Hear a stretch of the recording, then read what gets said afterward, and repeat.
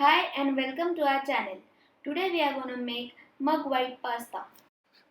The ingredients are half cup pasta, half cup water, 1/3 cup cheese, 3 tablespoon milk, black pepper, oregano, chili flakes and salt as per your taste.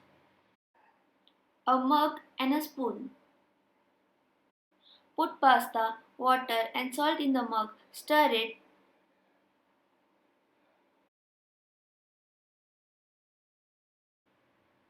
Microwave for 1 minute 30 seconds. Time can vary as per your microwave. Check your pasta is cooked properly. If not, then add more water and microwave it again. Once your pasta is cooked properly, then add milk and cheese. Give it a quick mix.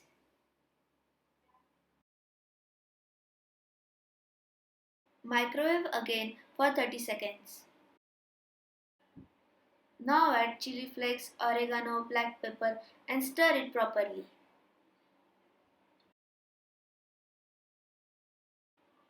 Garnish it with chili flakes, oregano, black pepper and our mug pasta is ready to eat. If you like this video, then please subscribe, like and share. Thanks for watching. Bon appetit!